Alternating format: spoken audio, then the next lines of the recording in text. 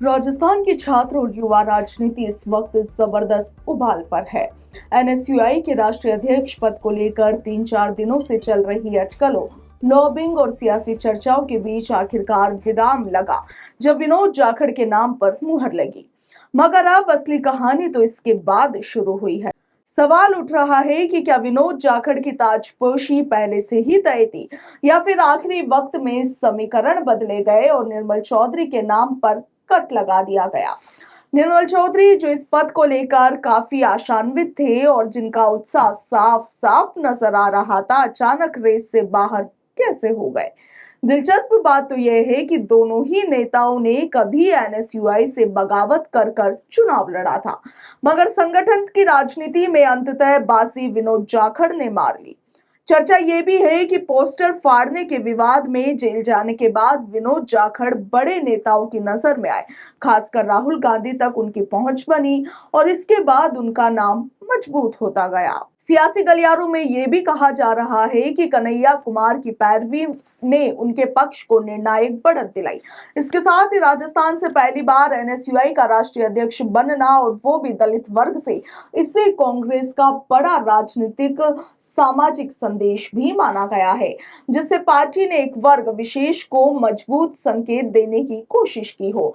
मगर वहीं दूसरी ओर नई बहस भी छिड़ गई है, वो ये कि क्या निर्मल चौधरी की रियल पॉलिटिक्स और लगातार सोशल मीडिया पर आक्रामक अंदाज उनकी राह में रोड़ा बन गए हैं। क्या बड़े नेताओं को उनकी शैली और खुली महत्वाकांक्षा रास नहीं आई।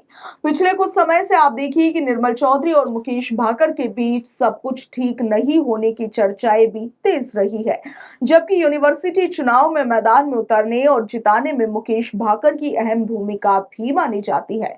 और इतना ही नहीं, रामनिवास गावड़िया, अभिमन्यु पूनिया, अनिल चोपड़ा, अभिषेक चौधरी जैसे युवा नेताओं के निर्मल चौधरी से दूरी बनाने की खबरें भी सियासी संदेश देती है कि संगठन के भीतर एक बड़ा वर्ग उन्हें आगे बढ़ने से रोकना चाहता था।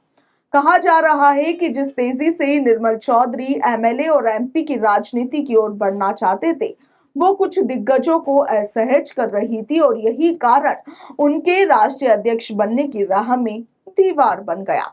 फिलहाल विनोद जाखड़ ने यह साबित कर दिया है कि संगठन में शांत, समर्पित और रणनीतिक तरीके से काम करने वालों को भी अवसर मिलता है।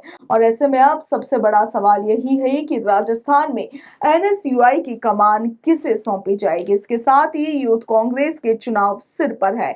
डेगाना से आने वाले कार्तिक चौधरी ने ताल ठोक दी है और कहा यह भी जा रहा है कि उनके सिर पर सचिन पायलट का हाथ है। इसके साथ ही पायलट खेमे के युवा चेहरे मुकेश भाकर, अभिमन्यु पूनिया, रामनिवास गावड़िया और इनके साथ ही मनीष यादव उन्हें अध्यक्ष बनाने की रणनीति में जुटे हैं। ऐसे में क्या निर्मल चौधरी इस रेस में उतरेंगे या फिर किसी अन्य पद की दावेदारी करेंगे। छात्र राजनीति से शुरू हुआ ये सियासी संग्राम अब युवा कांग्रेस तक पहुंच चुका है और इसके दूरगामी असर विधानसभा और लोकसभा की राजनीति पर भी पड़ सकते हैं। राजस्थान की युवा सियासत में अगला दाव किसका होगा, वही सबसे बड़ा सवाल है।